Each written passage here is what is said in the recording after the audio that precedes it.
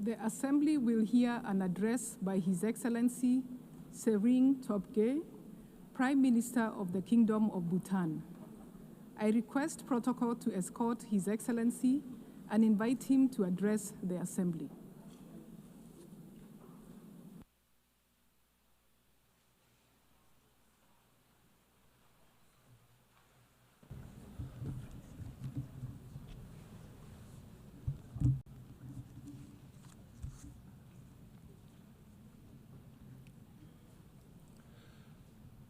Kuzuzangpo. Madam President, Mr. Secretary General, Excellencies, distinguished delegates, I bring the warm greetings of His Majesty King Jigme and the prayers of the people of Bhutan for peace, harmony, and progress in our world.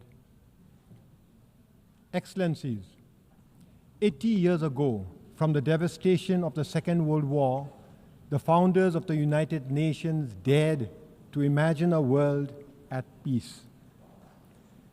They chose cooperation over conflict, dialogue over division, and hope over despair.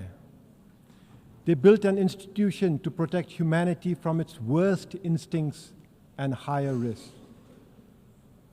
Today, our challenge is different, but no less urgent.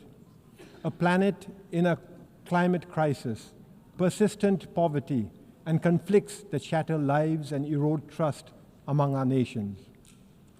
The Secretary General's UN 80 initiative calls on us to respond with renewed purpose to strengthen the UN's capacity to act decisively on peace, sustainable development, and climate action.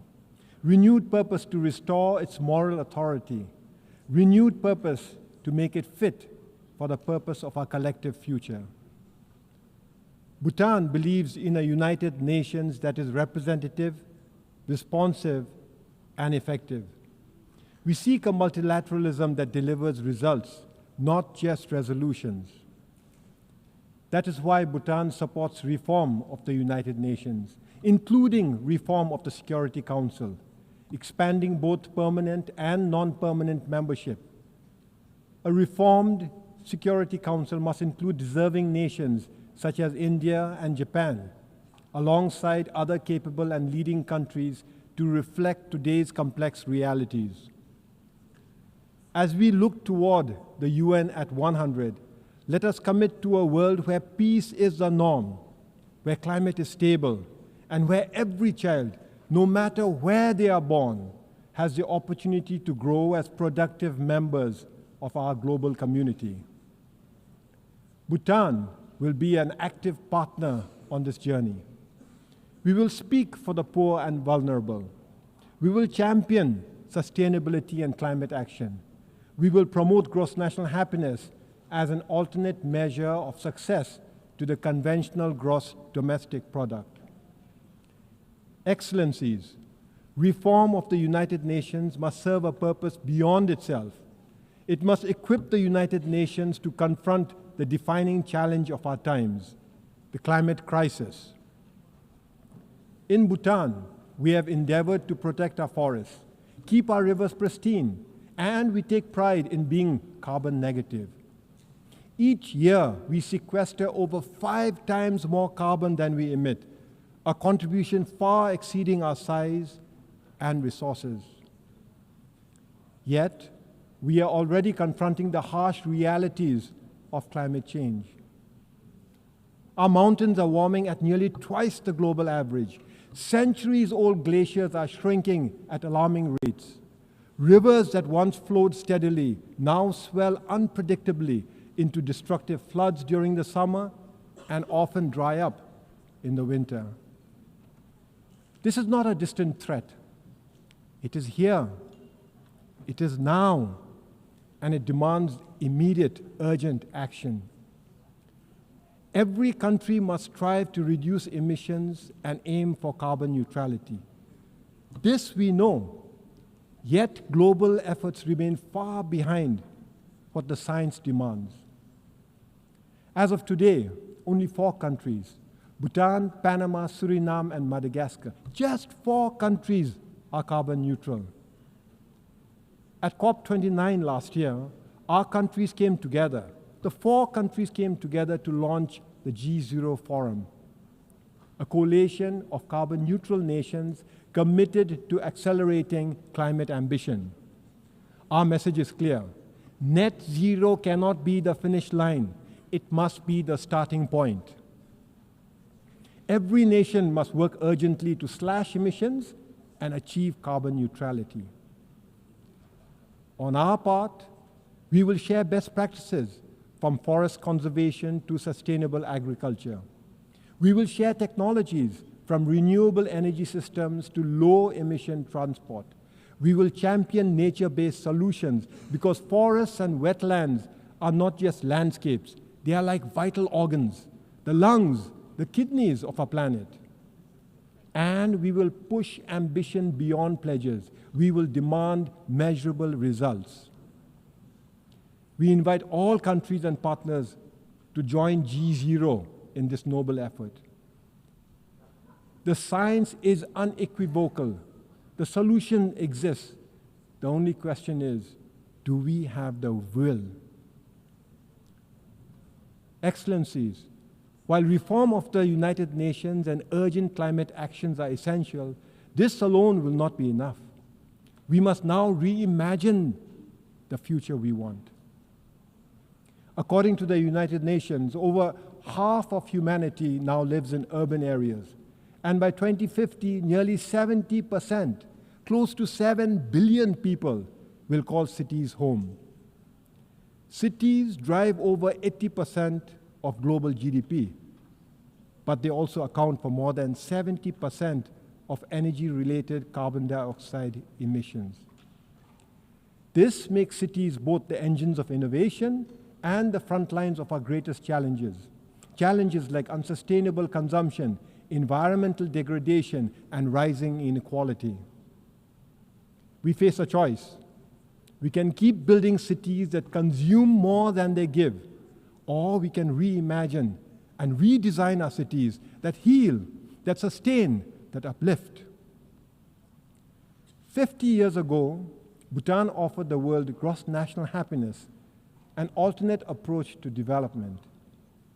Today, under the visionary leadership of His Majesty King Jigme, Bhutan offers the world an alternate approach to urban living, the Gyealfu Mindfulness City, a city founded on the values of sustainability, harmony, spirituality, and the ideals of gross national happiness. The Gyealfu Mindfulness City is a special administrative region that is already taking shape in Bhutan. With executive and legislative autonomy, as well as an independent judiciary now established, preparatory works are already underway and economic clusters are being advanced. The Gyealfu Mindfulness City is not an idea on paper. It is a living project in action. The Gyealfu Mindfulness City will not be a city of glass towers and unchecked sprawl. Instead, it will be a place where modernity and tradition meet, where nature is the foundation of urban living. Powered by renewable energy, built with sustainable materials, and designed for low-carbon living, it will offer inclusive housing, green public spaces, and meaningful jobs. For Bhutan, the Mindfulness City is a strategic step towards taking gross national happiness to the next level, a step towards advancing prosperity, and a step towards fostering deeper global engagement without losing our identity or our bond with nature. But the Gyealfu Mindfulness City is not just Bhutan's project. It could serve as a forerunner in rethinking urbanization, a model city built on the values of mindfulness, sustainability, and shared harmony. I extend a warm invitation to all of you to join us in this exciting journey. A journey to bring a royal vision to life. A vision of how cities and urban living can heal, can inspire, and can sustain both humankind and nature. Excellencies, The founders of the United Nations gave us more than an institution. They gave us an inheritance of hope and the solemn responsibility to carry that hope forward. In this spirit, and mindful of the troubled times we live in, I have the pleasure of announcing that Bhutan will host the Global Peace Prayer Festival later this year.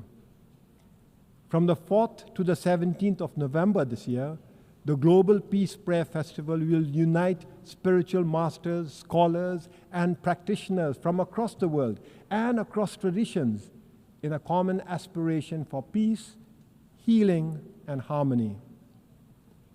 Through the recitation of the Melam Chemo, or Global Peace Prayers, the sacred Bhadaguru Mantra, the Kala Chakra Empowerment, and the powerful Jabji Gap ritual, Bhutan seeks to offer not only a spiritual event, but also a diplomatic and cultural contribution to world peace. For Bhutan, it is both a privilege and a prayer that in these turbulent times, the voice of a small Himalayan nation can help nurture the great cause of peace for all humanity. We extend a warm welcome to all who wish to join the Global Peace Prayer Festival. Excellencies, this is our moment. Let ours be the generation that reforms the United Nations, the generation that confronts the climate crisis with urgency and unity, the generation that makes peace not merely the absence of war, but the presence of justice, opportunity, and dignity for all. And when the United Nations marks its 100th anniversary, we will proudly affirm that we honored the vision of those who came before us and inspired hope for those who will follow. Thank you for your kind attention. Tashidele.